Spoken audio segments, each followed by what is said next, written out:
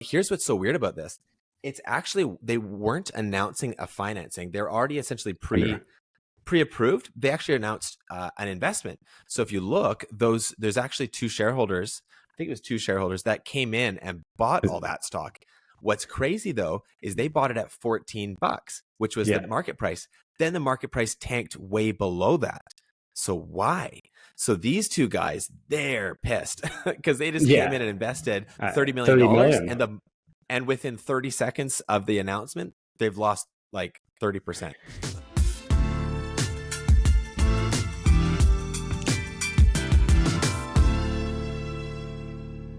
Okay, welcome back, everybody. This is episode number 15. We got a full house again today with both Trend Tracker and Mr. Fundamentals. Last episode, if you missed it, was actually one of my favorites. Pete, we're sorry to miss you there, but if you love SoundHound AI stock, don't watch that video. You will learn to hate us because of that. It actually dipped quite a bit since then. And Pete, I bet you're bummed out you missed it. I mean, now's your chance. Any thoughts on SoundHound? I would have loved to be there to continue to trash on it, as much as it's hurtful hearing that your favorite episode is when I'm not there. But I don't think any of us believed in that from the get-go. I think, when Declan had first pointed out that the news was old and that it wasn't like NVIDIA had made a new investment into them, that just screamed retail going crazy and a quick kind of pump. And then whatever people will hold on to, we'll keep it at a certain level down, but there's going to be nothing but downward pressure. I mean, I think interested to see what's going to happen with shorts. Some people have cashed out, but overall, fundamentally, there was nothing going for them other than the fact that they have AI in their name.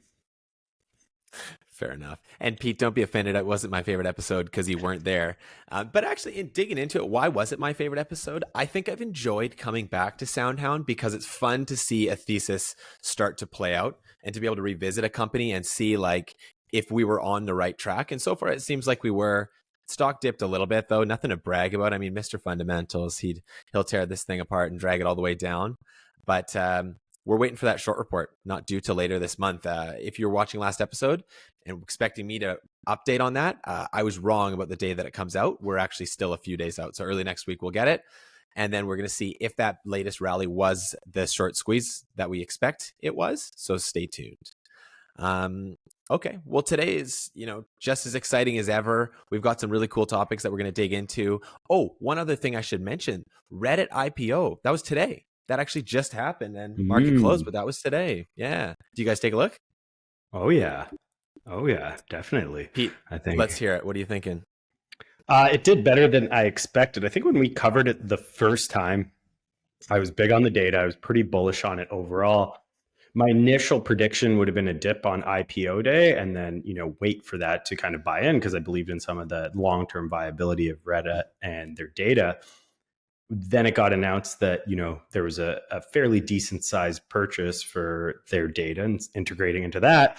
Then it was found out that it was Google. So all in all, that would have completely kind of changed that initial opinion. I believed in. I was really trying to stress to Mr. Fundamentals here how valuable that data was going to be and not to necessarily compare this to a Meta or even a Google themselves because of what they would be able to do. I think they had timing on their side as well. I think it peaked at around, they got some trades over $70 from a $37 IPO. Did it? Wow. Yeah. So I think we just passed closing time, closing just north of 50 from a $37 IPO. We have not seen that many successful IPOs. So some of my previous statements about maybe seeing a dip because people who had been holding on to this thing for a decade were likely able to sell a little bit, today and seem to probably make some money.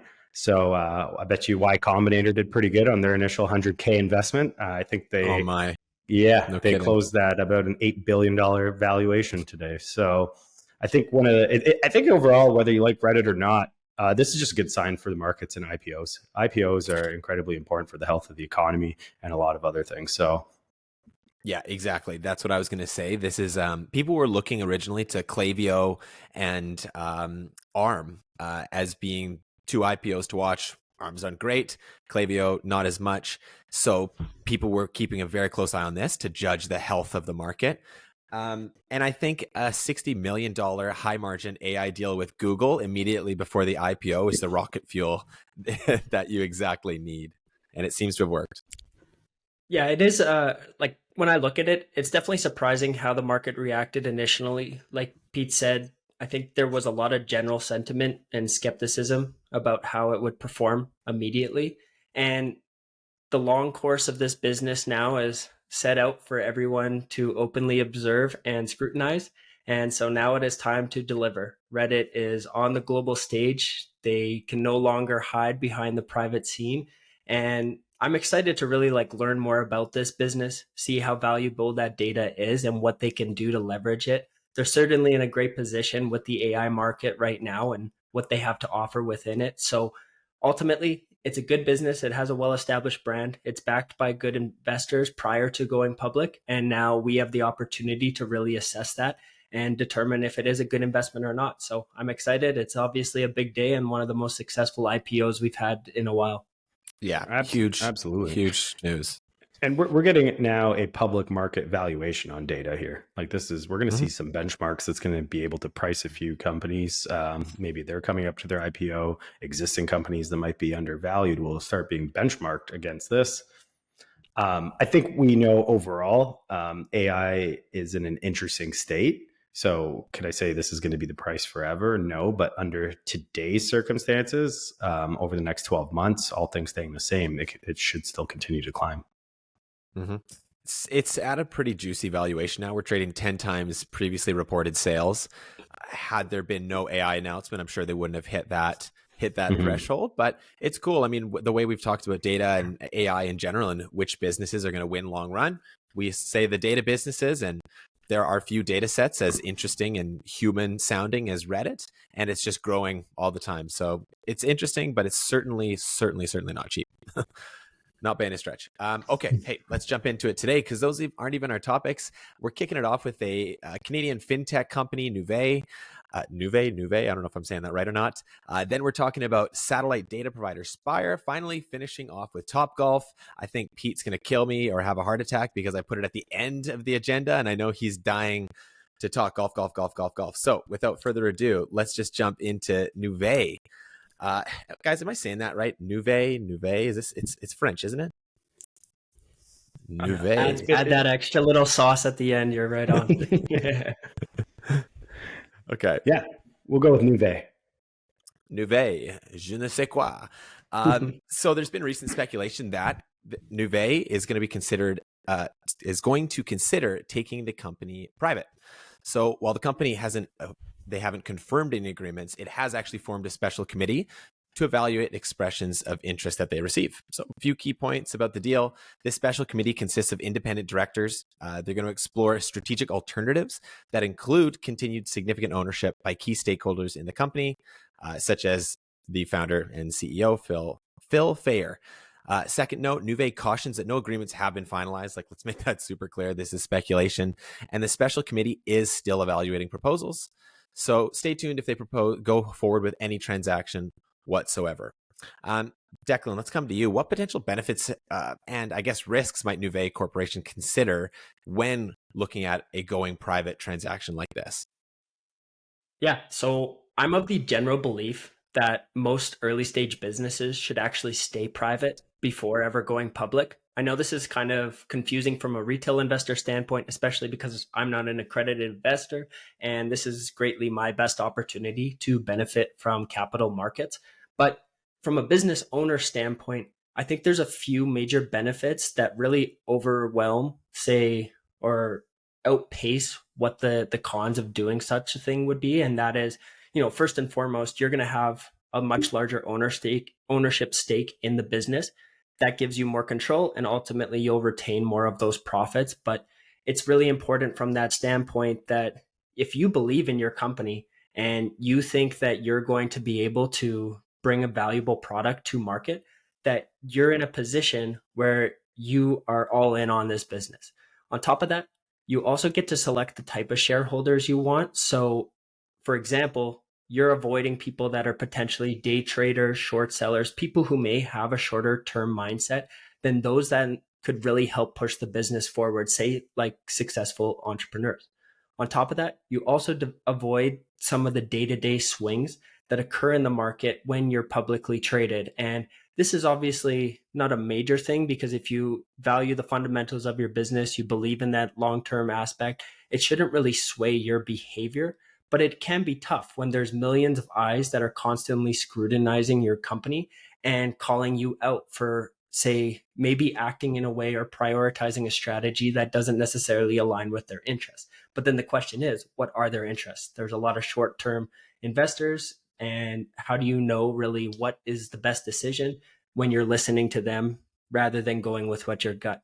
So that's kind of the pros to going private. On the flip side of that is, well, it's probably going to be more difficult to sell the company. Like we discussed with Reddit, there's probably been long-term investors who have got in on the early phases, and they've had to wait patiently until an opportunity like this to exit their position and take some of those gains.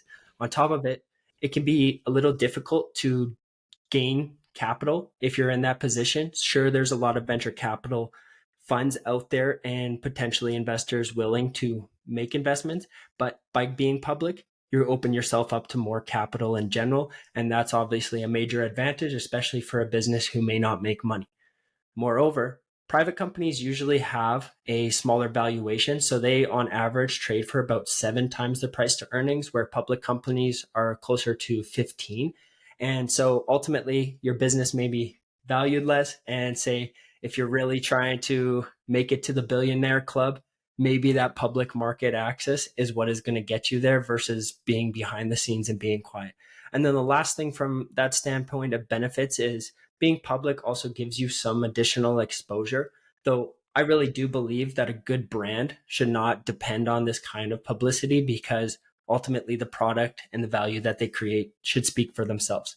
So when it comes to Nuvei and where they can benefit from this, I think that it is a good idea from their standpoint, especially given how diluted the payment management space is. And according to Sixth Sense, they own just 0.01% of the market based on that. And there's top players like PayPal, there's Block, Shopify, a lot of these companies that have really set the standard and are really controlling a large piece of this market. So for a company like Nuvei, if they were to go private, they can cut down on some of those regulatory costs that go or coincide with going public. They also can be more aggressive in their strategy, which ultimately could benefit the business and its continuing or like say existing shareholders. And then lastly, they don't have to vie for attention with these other companies, because again, say if I'm comparing Nuvei to a company like PayPal, well, Nuvei's done an exceptional job and they've been profitable in the past. They've grown revenue well. But it's also tough to look at another company like PayPal that is making significantly more. So I am curious, do you guys agree with this opinion? Am I on the right mark, or what do you think about it? I mean, great feedback, Declan. A lot to unpack over what you just said. But I think fundamentally, running a private business is easier for a lot of reasons, other than that quick access to capital that you can get by selling to the public markets and leveraging a lot of bankers to help you out there. I think It was interesting with Nuvei that when they IPO'd, it was really at a time that everything kind of went gangbusters, and they reached new heights in 2021 for probably reasons undeserved. They had maybe a really great story, but they hadn't really delivered on that promise yet. So what's interesting now is they're continuing to deliver a little bit better on the promise that they had in 2021, and the stock is way, way down from that point. But it probably should have never been that high. So I think going private here, what I like about it is what you mentioned about it is just so much cheaper to run a privately held company. And they're going to, I think one of the mentioned acquirers is a private equity firm that is going to be able to take a look at this and probably leverage potentially a lot of their network or expertise or people in to come in and do what private equity does, cut costs, take out debt, and probably flip this thing, right? Option 2, I guess, would be private equity, is the fact that this is a really great MRR and ARR business. There's steady cash flow once you come in on these businesses because they make money off money. But overall, for the business sake, I like the play. I like the play of them, running private. They got the money they needed through the public markets, and they seem to be stabilizing and growing. I'll be devil's advocate to that sense, where I do understand the reasons for going private. You're right. It's much easier. It's much cheaper. You don't need to hire investor relations guys like me. So I get the play. I think the only go private that I would really, really support would be to a really strategic buyer who's either like a direct competitor or a well-financed company that wants to move into this space that can fund them going forward and doesn't really care about the capital markets for raising capital. So that's something I would support.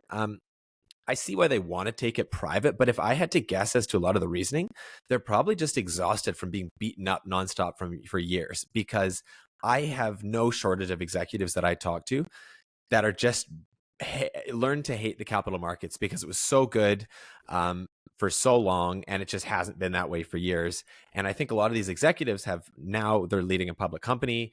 The stock price has gone down, down, down in spite of their expectations that, stocks only go up. I think there's probably a lot of disgruntled employees that had stock options that were really excited to cash out on that. So my guess is that a lot of this is probably just kind of admitting defeat rather than something super strategic. So we'll see. And I could be totally wrong. They'll enjoy running a private company more. But I think, the most simple solution is just throw AI onto the end of their name. And then all of a sudden love being a public company. Might buy Nuvei.ai right now. It's probably available. Not even a terrible idea, right? Sell it to a private equity firm. Yeah. I think, Kev, you're right. You and I both have love and hate. You and I have been a part of IPOs, and it's people stop good ones talking, and bad ones. Good ones and bad ones. And on the good ones on the way up, people's they're just thinking of their net worth. Like, people forget about the company itself because everyone's counting how much money they're worth. And then if you have a CEO, even if his blood, sweat, and tears are in this company, it's tough to distract yourself from the fact of how much you might be worth if you own 30% of a $10 billion company. That's pretty big. And obviously, being a CEO and an insider, your liquidation options can be quite low. So you can go to Mr. Banker and borrow against that portfolio, if your stock's worth a certain amount and steady. Downside is, if once that goes down and you've overextended yourself, you could have, a margin call going back. So that is some of the stressful situations that can happen with some of these pubcos. Like Kev said, employees sitting on options, maybe they took a little less money to join the company, but then maybe when they IPO'd, they all got options at $50, maybe below that price, and they didn't cash out when it went over 100, and now seeing it below that $50 mark. Was that a good decision for them? So it can definitely be an emotional journey and take a lot away from the company itself. You brought up a couple of really good points, Declan. I'll just say this really quickly. I know a personal story of an executive who borrowed against their equity position in a company, which was very, very large, financed a good lifestyle, let's just say that, living large, and it all turned around on them. And then when the margin call came in, you see that working the other way really fast. So I know exactly what you mean. And then the other thing I'd say about employees, a lot of them, just like you said, they're ready to cash in their stock options. They're motivated by this profit. That can work the other way too, especially if you're an American employee, and where they treat capital gains.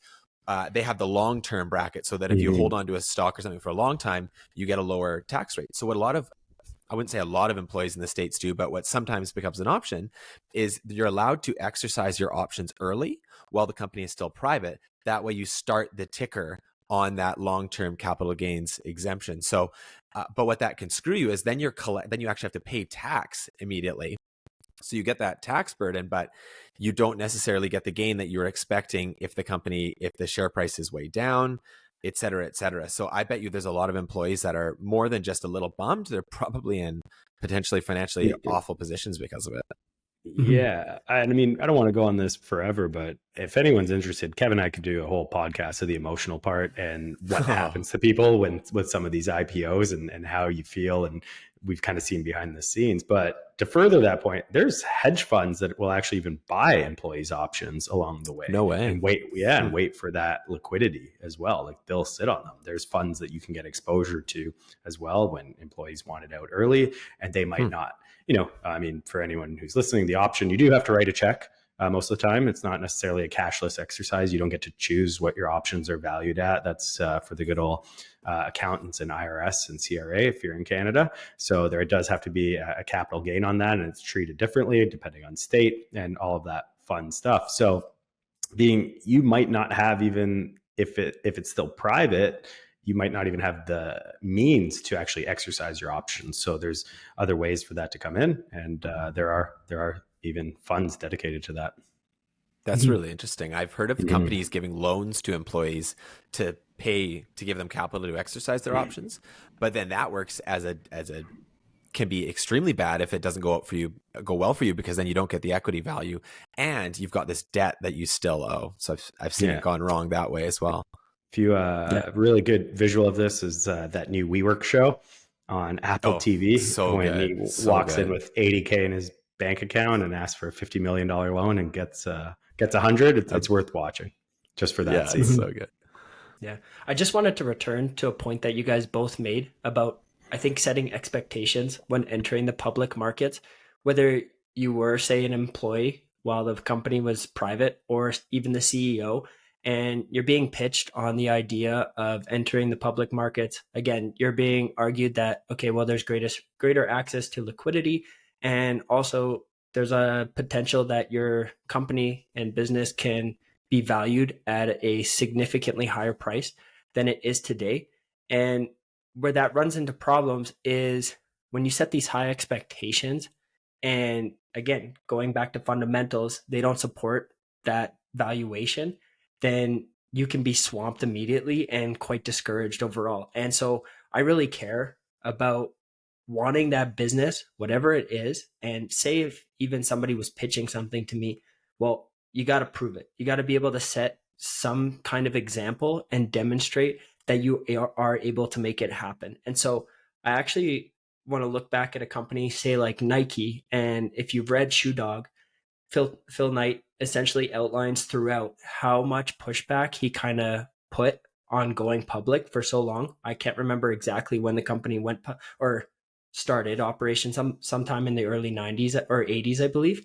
And it took them almost like 25 years to go public. And why is that? Well, I think Phil really wanted control. He didn't want to give himself up, and he could do whatever it takes. And he actually took on a lot more debt than giving up that equity position. And, ultimately over the long run, when you value a business and you know that your product is superior, that debt financing is a lot more cost effective than giving up equity position, because if the value goes up, well, you could be missing out on almost theoretically an infinite amount of money, depending on how much those shares ultimately become worth. So I think it's important that these businesses, and ultimately, like you said, Pete, IPOs are important, but it's, I think, even more important that a business is coming in with some form of competitive advantage.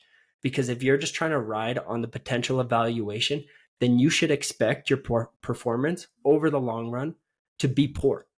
Unless you have set up a good competitive advantage, you know that your business is going to do well, you have a sustainable cash position, then, and you can ultimately fix the problems that customers are seeking in this market, then your expectations should stay relatively low unless you can clearly define those aspects. So that's just kind of my pushback on it anyways, because I know obviously, like you guys said, AI has benefited tremendously. There's a ridiculous amount of AI companies coming out right now, but if you don't have a competitive advantage, then how can you expect the business to be around 2 years from now if it doesn't have any capital and potentially, say, the market sentiment changes?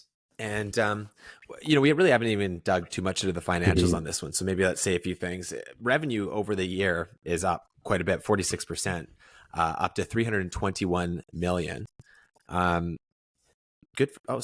That's their quarterly revenue. Wow, good for them. That's their quarterly revenue is up to 325 million. So it's a serious revenue generating company. Net income for the quarter too is up to 14 million. So that's up of 51%. So they've had a good year on the revenue side of things. For the full year, it was a loss. I mean, barely, less than $1 million loss, like very, very small versus net profit the year before. And both 22 and 21 were both profitable years. So they just had something change over the last year. And couple things I noticed. One, they took on a lot more debt over the year. It's jumped to 1.2 billion from 500 million the year before. So that's obviously up. Their interest expense has gone up with it. So as to be expected, still maintaining a super healthy gross margin, 81%. So it's one of those stories that's like some good, some bad. It seems to be something transformative happened this year, and I must have missed a press release. Maybe there was an acquisition or something. Have you guys seen anything to that effect? I did not. I did not see. Oh, there was the partnership with Microsoft when we talked about them the first time. That was kind of a good reason for a bit of the spike. Okay. I saw a note somewhere saying they're integrating till payments. I'm not familiar with the acquisition, so perhaps something to come back on, but maybe that's the reason for a bit of a dip in performance this year. But I mean, overall, Pete, maybe let's go back to the transaction. There's a special committee, obviously, they're trying to look at all the options of what do we do. What are some of the factors that I guess you think they should look at when they're making this decision? Yeah, I think when you look at this company and they just experienced 53% year over year revenue growth, they have to evaluate, is the MRR and ARR that they're going to see in the next 12, 18, 24, 36 months going to outweigh that of whatever this private equity firm is willing to pay to acquire them. I think that's really, really important because this is, once you get a client in this business and they are paying you, the hard part's getting them. It's not keeping them. They really get into bed with you, depending what type of integrations you have, and they are making money off of money. They are making money off of transactions. And that's why you talk about the gross margin that they have, because there's very little cost after you get the client to keep them. You're leveraging a lot of third-party technology often and processing payments. And then also what I really liked about this company the first time we talked about them was they were exploring the EMEA area. So a lot of people in this world focus on, let's say the United States, $30 trillion plus economy, transactions going left, right, and center. But people in the payment space, we're ignoring, other parts of the world because one of the biggest risks to this business is fraudulent payments. It's something you have to be very, very careful of because you can be on the hook of it yourself. You can have chargebacks. You can have all those problems with this business. So looking at areas that could be more prone to fraudulent payments haven't really been of interest to a lot of payment processors. But in the developing world, you're seeing this move from cash to the digitization of payments. You're seeing e-commerce move a little bit better there. So them spending a focus there, and that was with the partnership with Microsoft, was something that I really liked about this business. And I like the payment space in general. I like anything with, monthly recurring revenue, low ongoing, variable costs to the business itself. And then what type of funnels can you get them in? Because that's really what it comes down to at the end of the day. And I really think the future of this business, if I'm sitting on this special board, is what integrations are available to you, because really that is, when I'm thinking about a sales funnel, when people are making the decision to buy this as an end customer, how are you getting to them, right? How are people searching for new payment processors? How are people looking for new e-commerce checkouts? Why are they going to choose Nuvei over Stripe? I have a recent example for me. I just had to switch payment processors because I switched CRMs, and my current payment processor did not integrate with my new CRM, which was HubSpot. HubSpot is working on their own payments platform, depending who's backing it, I don't know. But then they have Stripe. So it was more important to me for the cost savings to have an integration. And I became a Stripe customer without ever talking to Stripe. I'm sure HubSpot sees a benefit to that. I'm sure there's some type of, integration fee with them, and they're collecting, their percentages and basis points off my transactions as well. But I really think the future of the payment space is really good integrations, because businesses are continuing to pay each other more and more with credit cards as well. And that's where the money is in for them over EFTs. And, the future of crypto, I think if you're in the payment space, it's something to be aware of. So I think if you're on the board, you just have to really look at what the forecast is, because you probably have fairly low attrition. There's not a lot of costs. You have turned a profit. What does your debt look like? And then, what do some of these macro elements look like as well? If there's recessionary times, less money exchanging hands, you'll see a dip, even though fundamentally you didn't lose clients or have attrition, just there's less transactions. So those are certainly some of the risks. I think it speaks to the management team as well that if they were to go private, they are exploring maintaining their equity position to some extent. And so, like to your point, Pete, this CEO as well as like the extension of the board, they clearly see value in the business and what they're doing, and that's probably why they may be ultimately reluctant per se to give up entirely the business if they see value over the long run. So I think I just wanted to highlight that because it does speak to what you're talking about and them seeing value in the market. And it also aligns better with shareholders in that sense, because that means that they're probably not just trying to escape with their, some cash on hand and walk away and do their thing. Ultimately, they're in it for the long run, regardless of it if it does stay public or go private. Agreed. And that's a really good point to bring up, is that this deal with a private equity firm, if that is who they decide to exit to, can be structured so many different ways. There can be so many different types of conditions put on it, whether there's cash component, stock in a new company, how long they have to stay on board, how long they're holding for, all of these things that really you wouldn't experience necessarily in the public markets, where you can just sell on an exchange, and those exchanges are responsible for your due diligence as a buyer, rather than here where they're both responsible for their own due diligence and can structure the deal as they see fit. Yeah, I'll be curious to see what happens. And just in the background here, I was playing around with numbers, looking at PayPal. Yeah, I'm not saying this is a perfect comparable. I'm sure it's not, but just what name comes to mind right away when looking at, transacting payments online. And that's what came to my head. Looking at just the price to sales, for example. So with Nuvei, we're 3.4 times roughly, and PayPal 2.4. So you're definitely paying a premium to PayPal, but not huge when you look at, for example, I've just got their quarterly update open now. So year over year quarterly growth is 8%. So it's markedly smaller, much, much, much lower than Nuvei. So you're paying a premium for this stock, but at a much higher growth rate, which their long-term expectations closer to 15 to 20%. So you're still getting pretty much the growth rate at not much of a premium. So I'd say that's interesting. Yeah, reasonable value overall. I have to agree, Kev. I think I looked at the free cash flow yield too, and I think right now it's 5.2%, which is quite manageable overall. And just across the board, I think if anything, and this private equity firm does make an acquisition, they're getting the business at a reasonable price, especially for a publicly traded company. And of course, with the major sell-off that has kind of extended since its all-time high in 2021. Mm-hmm. Absolutely. Yeah. Well, guys, let's move on to the next topic. I want to talk about space. Spire Global. So there's a data provider. They've essentially got a very large network of low Earth nano satellites around the globe, picking up data, predicting weather as one angle, for example. They just announced a partnership with NVIDIA. I think we all know what that does to stock prices. The initial announcement I was going to make is that the share price rallied, but I don't know if you guys actually took a look at it today. The price absolutely cratered. So we'll dig into that, but there was no obvious reason the price cratered quite as much as it did. But first, back to the partnership. The partnership with NVIDIA, the plan is to leverage AI to improve the accuracy of weather prediction. I think we can understand how that makes sense. So the idea is that they're going to use NVIDIA's quote unquote Earth 2 platform, which features physical simulation models and neural network models to simulate and visualize the global atmosphere at ridiculous speeds. So pretty wild. Pete, you're on the edge of your seat wanting to talk about data. So how do you think the integration of Spire's weather data with NVIDIA's AI tech, how could that impact the accuracy and reliability of weather forecasting, particularly in industries like, I guess, energy, transportation, and agriculture?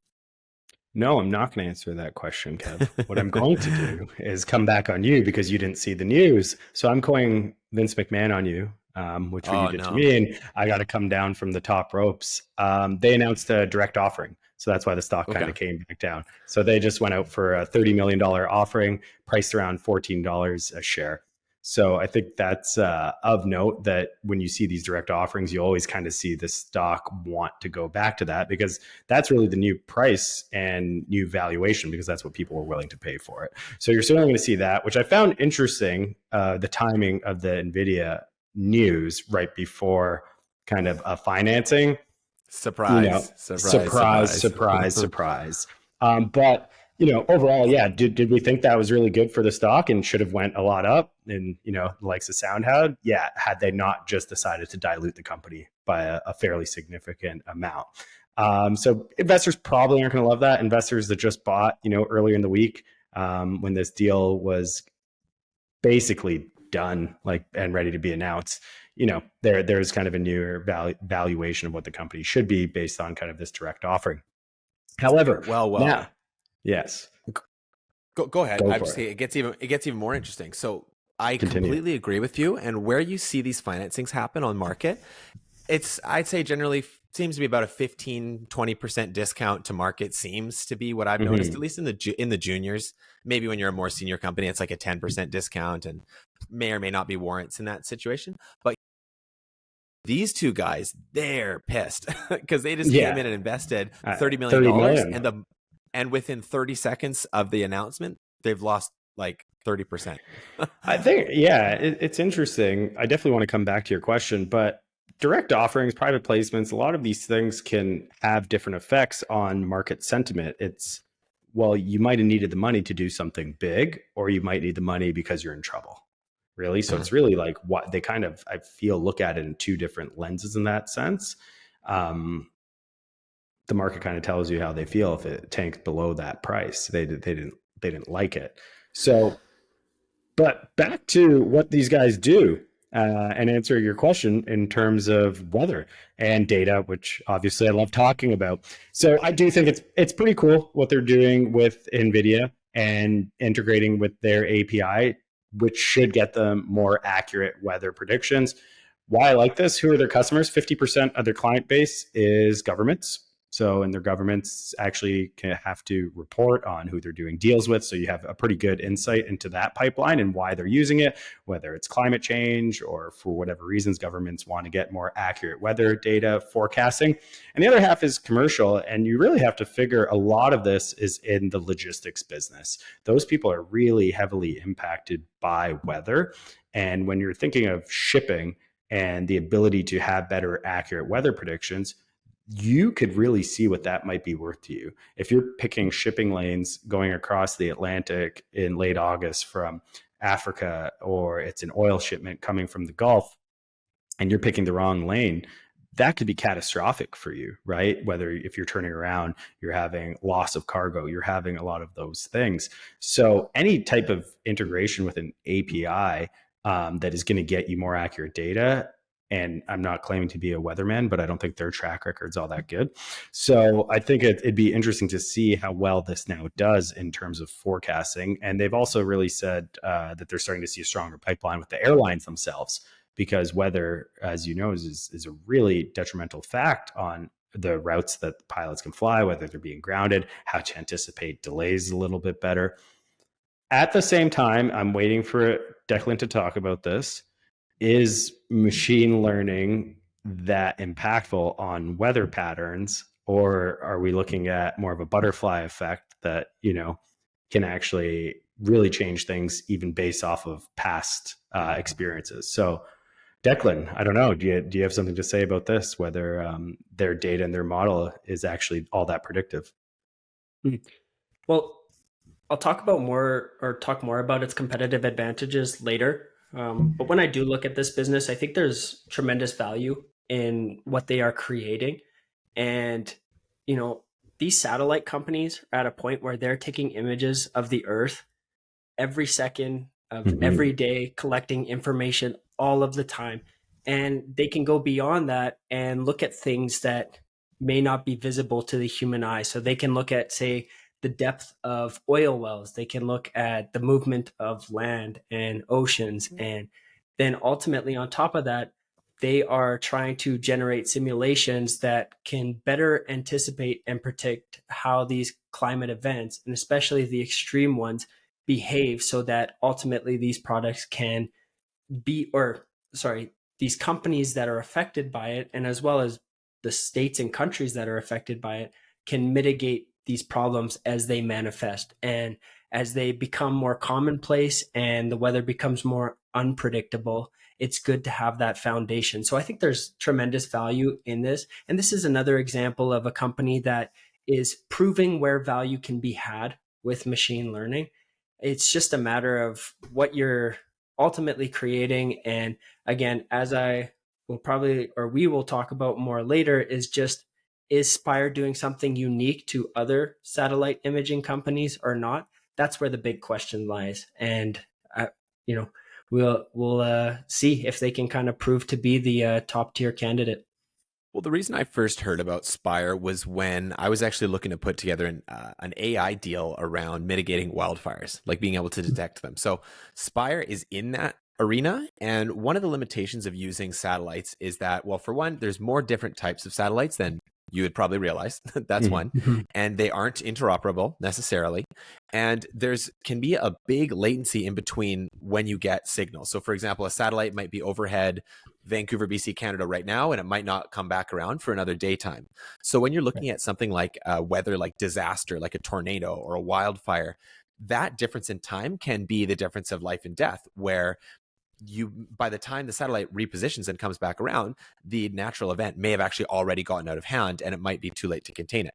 So I'm really curious to see how AI models can impact that, where maybe a single snapshot in a 24-hour period or however long it takes, maybe that's all you need to accurately model exactly what's going on without even having the eyes of the satellite constantly on it. So from a practical standpoint, I think it's really, really cool how they're going to be doing this and to see what the impacts are going to be.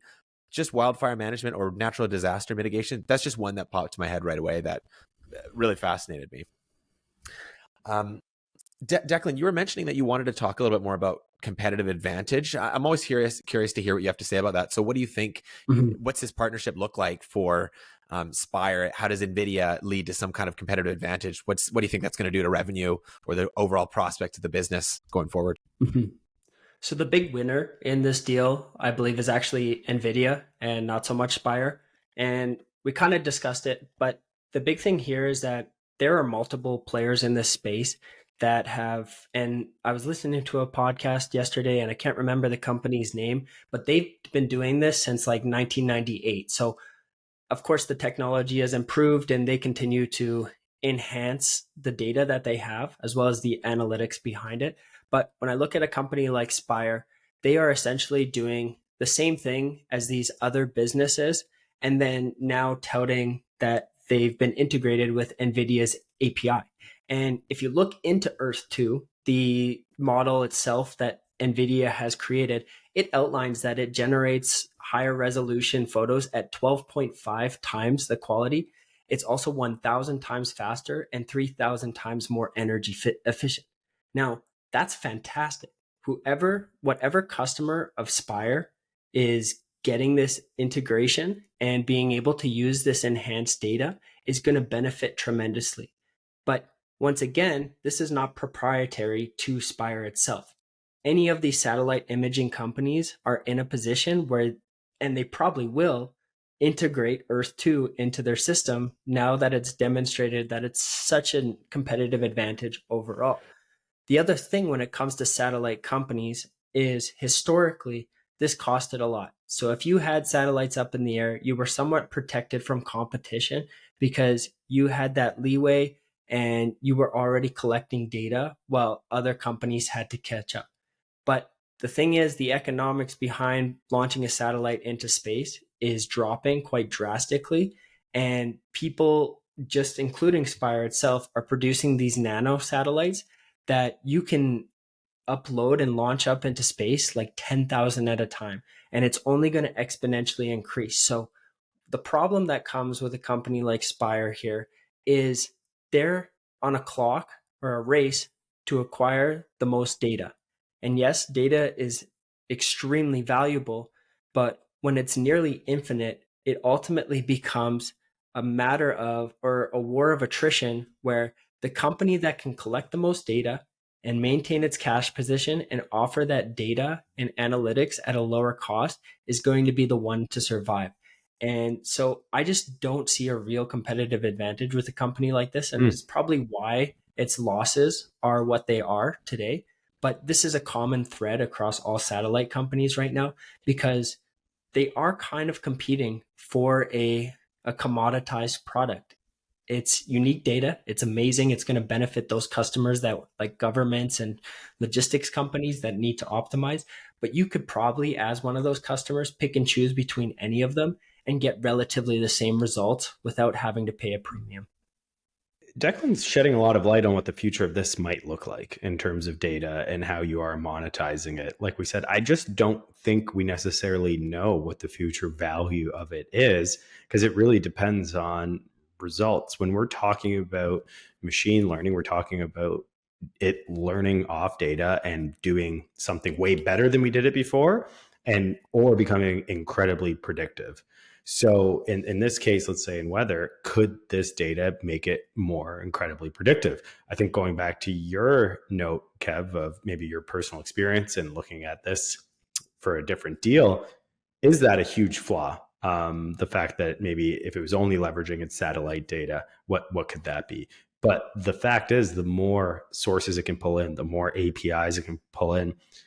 Once you set up kind of the data science itself, and then it starts learning itself, and maybe it corrects what your initial assumptions are, that is where the value could lie. And if you could make, a much more predictive model than anything we've ever had, which is a pretty low bar, if you guys ask me, because I don't think the 14-day weather forecast in Toronto, where I'm based out of, is really ever right. So if they could just get that, that would be interesting. I think, the money for them likely is in some of these bigger events. Whether, like we say, whether it's hurricanes that are affecting shipping lanes, better times to do things like that. I don't know how much it impacts just the average Joe.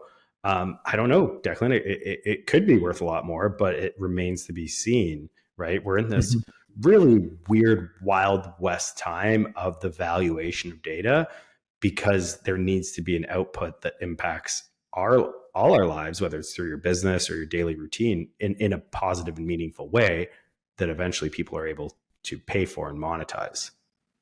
Right. Well, and I actually kind of want to outline perhaps a prediction of where I think this market is going to go. What I do believe is that ultimately these satellite businesses will become highly consolidated and potentially even just a public owned entity, essentially, where what happens is, we have all these satellites in space right now. If you look at the exponential growth of launches and the number of satellites surrounding our world right now, it is beyond comparison in just the past 10 years. Now, what's going to happen, and going back to Kev's points, is it is very difficult right now to integrate satellites across different companies. And that speaks to the issues around machine learning and analyzing these data analytics. But we are inevitably going to get to a point where this information is either consolidated between one or a few companies that now purchase up these assets, or somebody could go ahead and build the software that ultimately makes it interoperable.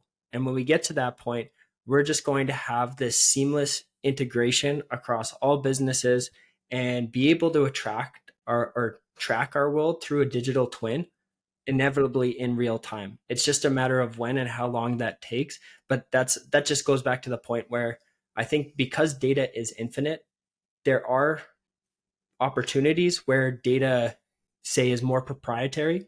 But when it comes to these things where essentially any business is ultimately going to be able to track the world, and it's beneficial to humanity per se, that this just becomes an inevitable product that we all get to benefit from, rather than, say, one company or another. Wow, that is rather utopian of you. Yeah, deep. Okay. Yeah. I see the logic in thinking of satellite constellations as a public utility almost. I think it could possibly go there. I think I'm going to give them a little bit more credit towards their competitive advantage, because you're right. The people I know in the space industry say that launch services are becoming commoditized and a lot of satellites are becoming commoditized. So I think it is going to go that way. I do think that maybe it's not the first mover advantage, but it's an earlier mover advantage that they'll benefit from. And I think there is obviously a fairly high capital cost to get into the space business. You know, launching micro or nano satellites across the globe is quite expensive, even though it is getting cheaper. I think I would give them some credit on the competitive advantage. I'm pretty interested in the business. I mean, to be honest, like, you know, the fourth quarter, they did 27.7 million. It's the 10th consecutive quarter of record revenue. Great marketing buzz, you know, great marketing phrase, but nonetheless true. They did lose money. They lost $12 million. So their latest reported burn is somewhere around, you know, call it $3 million a month, which isn't huge again for a space company. And it is actually a little bit, or I think they are working to improve it, but it's not unreasonable. $105.7 million over the last year, which was a 32% year over year growth. So like a real serious growth stock on our radar here. My biggest concern was the cash balance. And Pete, I think you actually nailed it when you're saying there's two types of financings. Like there's the financing that can give you something big, you know, fulfill a big purchase order, open a new facility, acquire a profit generating business. Like those are good news stories. And then there's the other side where it's, hey, we need money or we're going to die. And sadly, this most likely, you know, cut through the marketing bullshit. And this most likely falls into the latter bucket, where my biggest concern is that they're just running out of cash. You know, they had $29 million reported on the balance sheet. That was giving them, you know, at a $4 million a month burn, that's like a 7-month runway. Previously, they were at a $6 million monthly burn. So like I said, they have brought that number down, but it still gave them only half a year. So this doubles that runway. So, but it comes at a very high cost of dilution. So if they need to go back to the market again, I think it's going to be perhaps even maybe we know exactly what to expect, right? So maybe we just saw into the future. So this gives them the chance to really get towards break even. And I do think they actually have a shot at doing it. And I'm fairly excited about these guys. I'm going to push back a little bit on that. Obviously, I've kind of like laid out that I am skeptical of the business model, but I do believe that we're in a position where, one, the technology and the actual hardware itself becomes somewhat obsolete after just 3 years. So you have to continually replenish those satellites and be able to bring new ones into the air. And then again, going on top of it, if there's more and more entrants into the market and it's much more accessible, then you constantly are in a race where you're just perpetually creating more satellites and again, trying to gather and capture more data than your next greatest competitor. And when everybody has this mindset and then you're trying to offer it at the lowest cost so that you can attract more customers, you're just in a really tough position economically where you can never get out of this trap of what is ultimately, it's not necessarily true right now, but will become a commodity. And so that's just where I am skeptical that I feel like they will probably have to continue raising capital unless somehow it, you know, becomes tougher for businesses and potentially new entrants to get into this market over time. I mean, something's got to give, right? Because we're seeing a company, it's certainly a growth story, over 30% revenue growth per year. And you look at the price to sales and it's 2.5 times? Yeah, 2.5 times. So like a very compelling valuation. So something's got to give. Yeah. So clearly people are worried. Is this company going out of business? Is their tech not defensible enough? But hey, it's not like they're using open source software like our favorite SoundHound. You know what I mean? This is a little bit more technological advantage from what I can see. Good point. I think a deep dive on the tech and how meaningful it is may be in order. Yeah, certainly an interesting market. And, you know, I'm excited. Again, the information we'll uncover from all of this is truly superb. It's just a matter of like, are the businesses behind it investable? It's tough to tell right now. That's fair. I think I can actually see the little speech bubble coming out of Pete's head, and it's saying, please, please, please, let's talk about Topgolf. So why don't we move into the final subject there? Topgolf Callaway Brands. Stock price jumped after they reported their intention to explore selling their equipment making division, which might actually be valued at $3 billion. Supposedly, that's more than the entire market cap of the company currently. Major shareholders, they're reportedly considering spinning off Topgolf,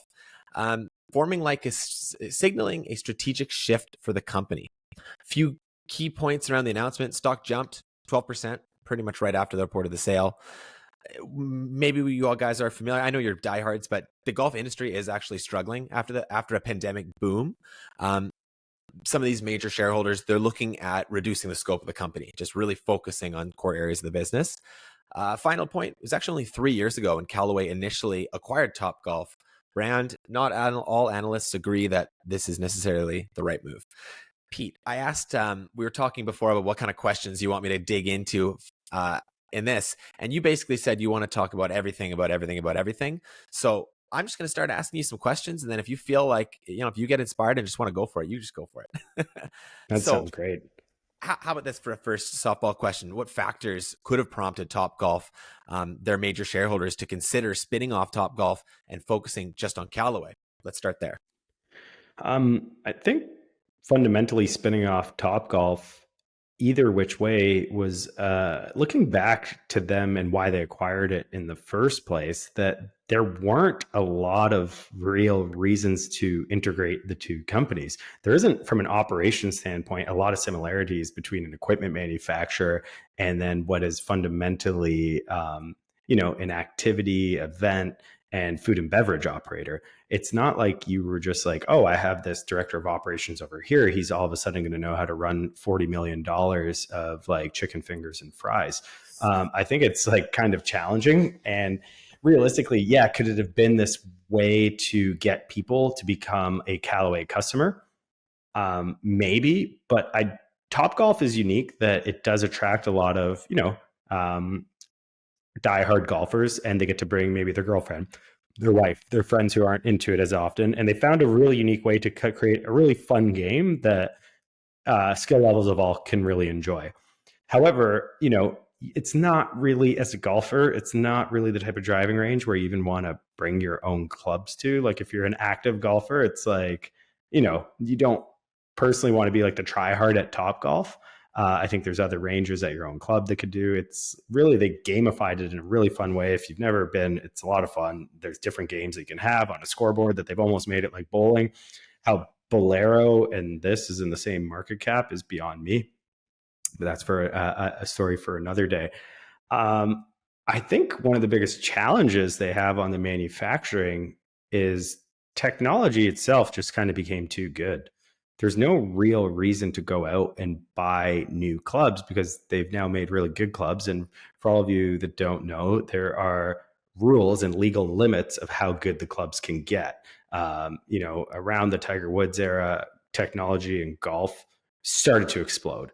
And they had to come in and talk with all the manufacturers and start testing their equipment. And there's different specifications of the equipment and the balls themselves as to how good they could make it, because everyone just started hitting the ball a lot farther and a lot straighter, and they couldn't create bigger golf courses. So a whole other thing is they might actually be rolling the golf ball back on the pro level. They might actually be making a worse golf ball for tournament golf. Go back to wooden golf balls. Hey? Yeah. I mean, so I think that's what's really interesting is myself.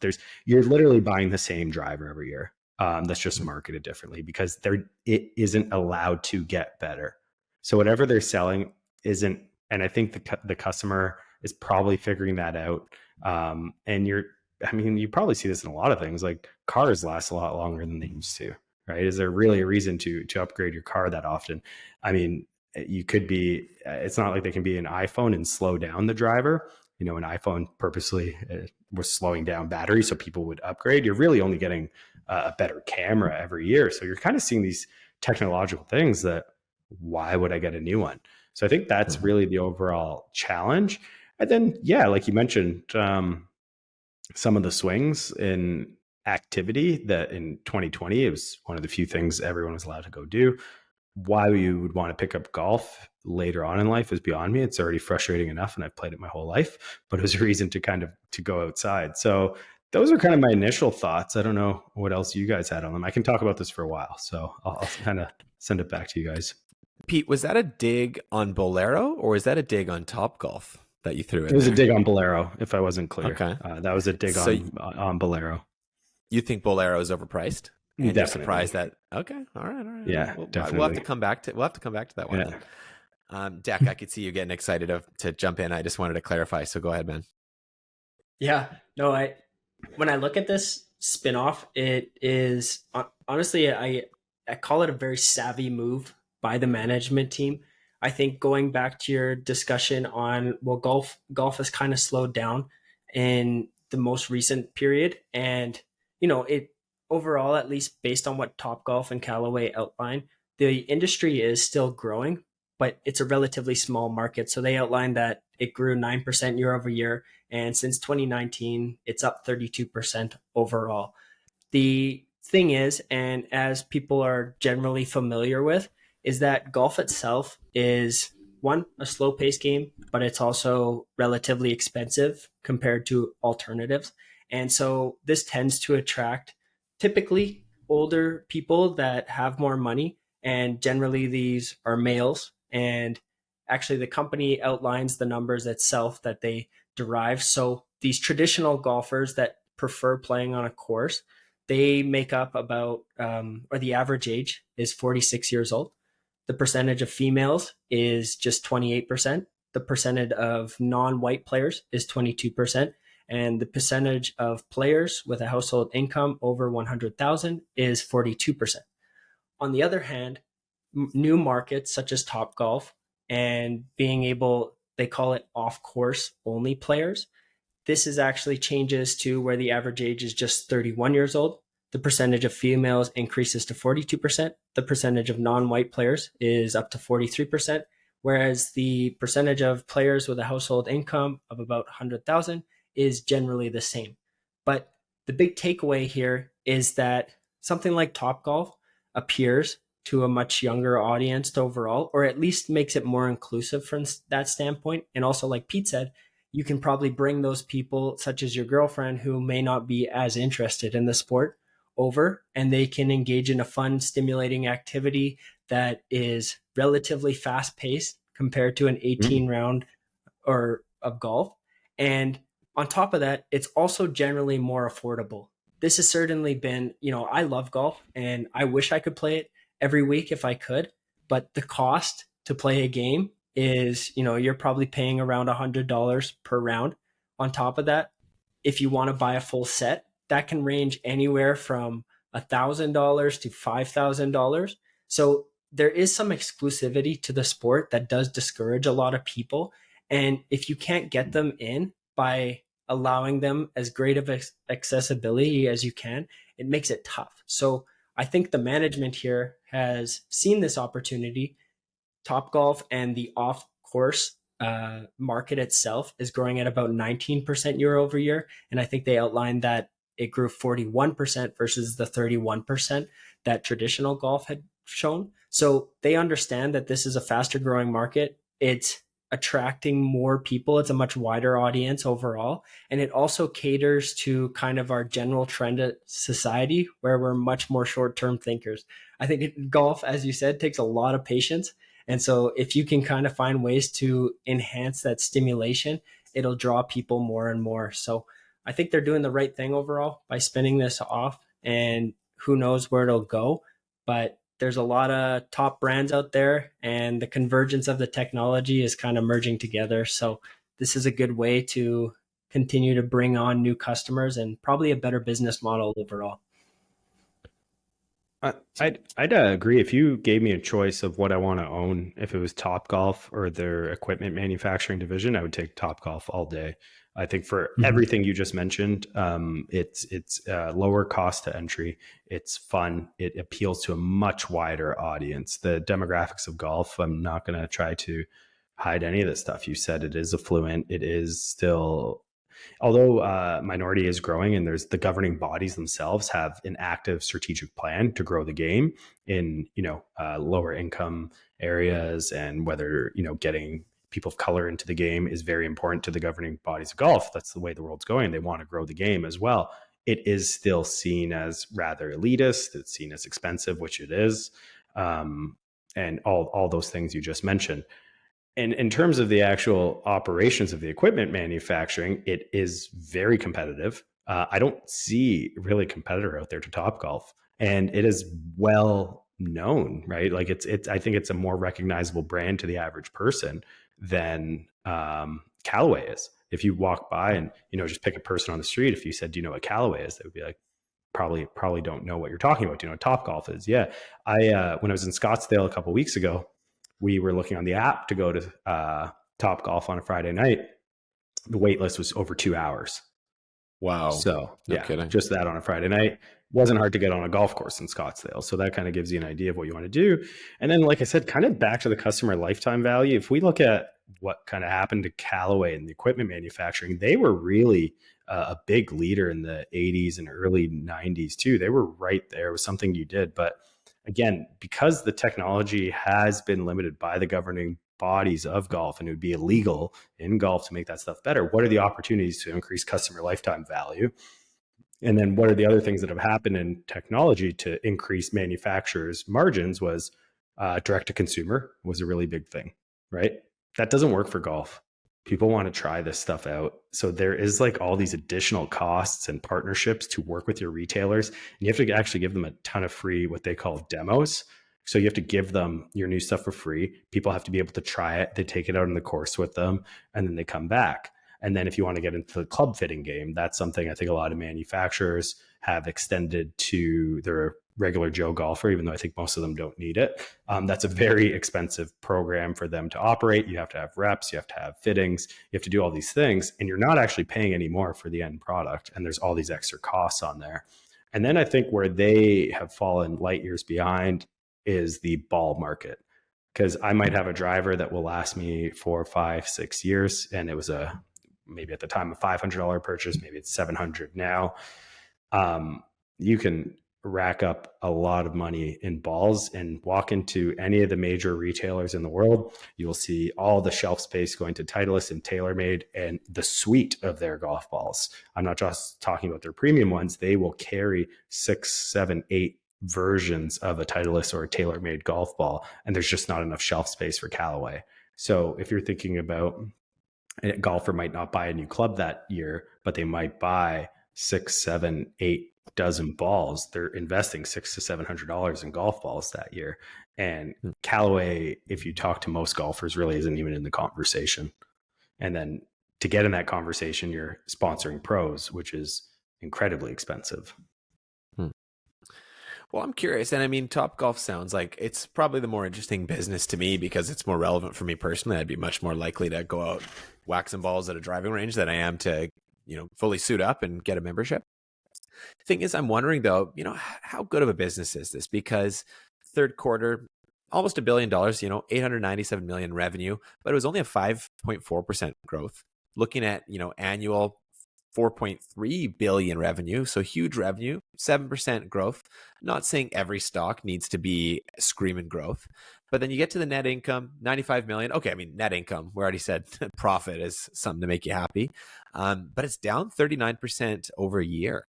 So there's certainly some challenges. And you look at the short position, 13% of the float is actually sold short. So it kind of makes me think of two things. One, it's a business that maybe would be worth more split up.